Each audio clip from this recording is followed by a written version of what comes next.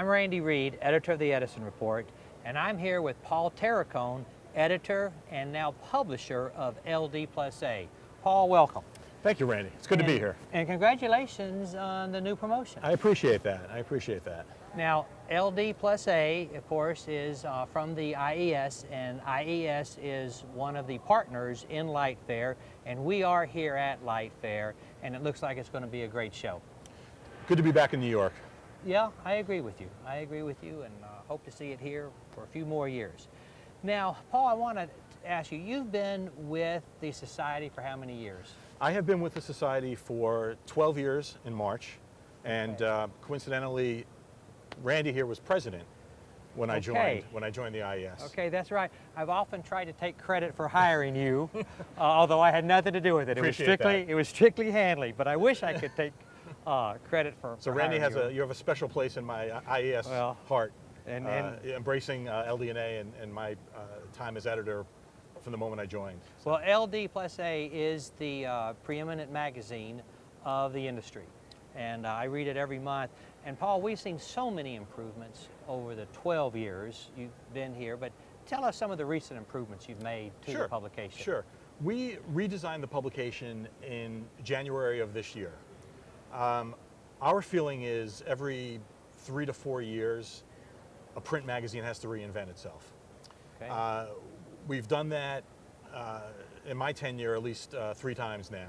The idea was there was a couple of ideas at work here. We wanted to add a little more color where we could. We wanted to reformat some of the material and make it more bite-sized, quicker in and out sort of USA Today style content chunks that a busy readership could dive into. And the third thing, the IES is really trying to promote emerging professionals, younger members. So we've added a column, regular column that appears 6 to 9 times a year that strictly addresses issues of emerging professionals.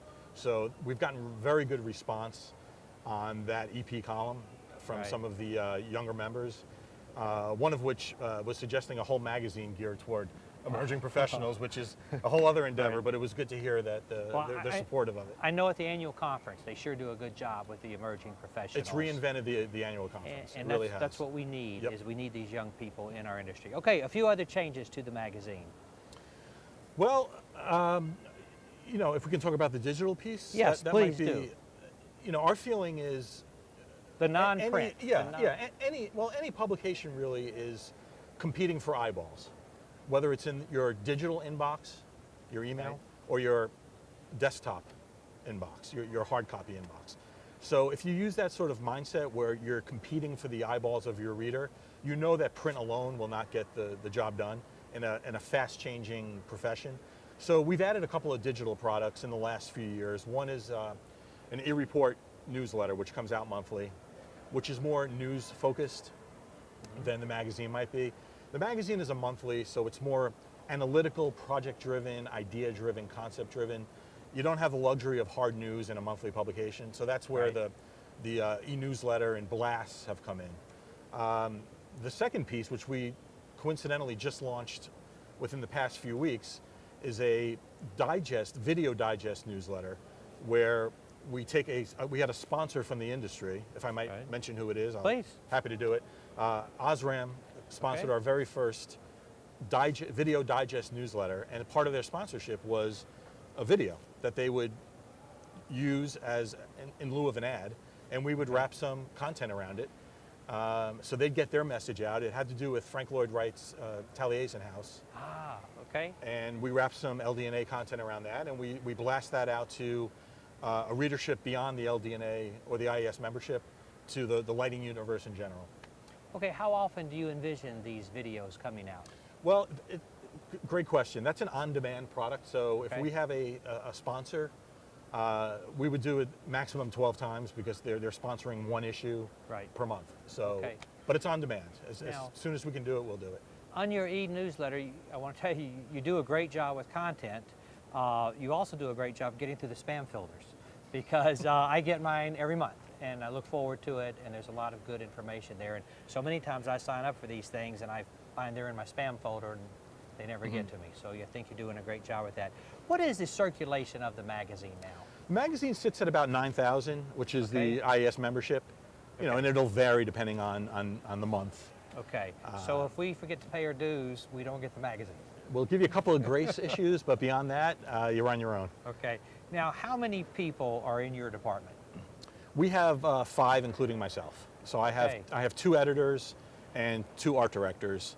And the IES art directors, of course, support the other departments within IES, the conference department, the marketing department, and so forth.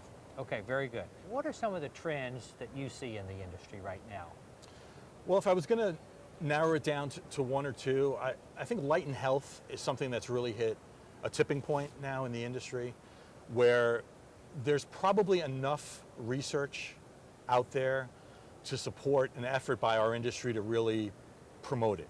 For a while, the critical mass probably wasn't there in terms of published or accepted research, but now with the work of LRC, for example, George Brainerd, for example, Mariana Figueroa from LRC does a lot of work with it. That's a topic that's really clicking in our industry. And to that point, we did a theme issue in January on light and health, which was coincided with our redesign. And we got a lot of supportive letters back saying, it's about time that one issue was devoted to this topic. I moderated a panel discussion with the National Lighting Bureau late last year on light and health, and they brought in Mark Reid. And it was really a fabulous discussion. I sure learned a lot. And when we look at all of our YouTube hits with those panel discussions, that was number 1. I'm sure. So I I'm sure. do think that the industry and even consumers are very concerned about light and health now. Yeah, when I started at LD+A, the amount of lighting information in the consumer press and the mainstream press was minuscule. Right. And Right. first, with the proliferation of LEDs, you got a surge in the mainstream press. Now with light and health, you'll see it in the New York Times, in the Washington Post, in Time Magazine, because it's something that affects everyone. Right, right. How about another trend? On a more micro level, I would think controllability or tunability of fixtures was a major theme of last year's Light Fair, and I expect it to be this year as well. Where if you're in a retail establishment and the owner of that establishment wants to focus on a certain product at a certain time of day, they'll tune the lighting to entice their customers toward a certain display of products. And again, that ties into light and health and other issues. But melatonin and for sure. So the days of a non-tunable luminaire, I think, are well behind us. We talk about controls a lot. I remember about 10 years ago, they began doing smart meters on water. Okay, and the theory was the homeowner or the company would have more information on their water usage, and then they could adjust their behavior to save money, and it's all very good and stuff. And I think we're getting towards that now. But I read in the Wall Street Journal a few weeks ago, in California, as you know, there's a drought. And so now they're using those water meters to more or less spy on the end user, to see who's using it at night, maybe watering their lawn, and then they send a camera crew to go out and take pictures of them. So here they're using the technology against the consumer. Do you worry that that'll ever happen to us in lighting? I actually, it's great you brought that up, because the whole idea of big data, which everybody's talking about now, and using lighting as a platform for big data, especially with streetlights.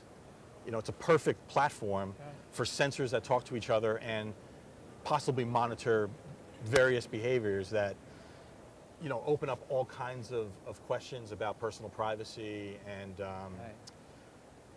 intrusion. So it's very timely that you brought that up. I went to a GE press conference this morning, and they had a gentleman from San Diego, and he was talking about all the bold moves they're doing, and they're excited about parking. And I asked him afterwards, and we could be on our phone looking for a parking space, and the future technology could tell us exactly where to go to find that parking space. So I think that's very exciting. That's very exciting. But I do think this other side of it, yeah, we need to have some you might be discussions. just a couple of steps removed from some untoward behavior, which none of us would probably appreciate. Right. I agree. Paul, I have been walking the show as they're setting up. Everything I see indicates it's going to be a tremendous light fair. We're all looking forward to it. As a New Yorker, we're happy that the industry has come to our home city. And it looks like we're promising some good weather as well. Yes, very good. Well, Paul, thank you so much. Randy, a pleasure. I appreciate you Thank joining you. us.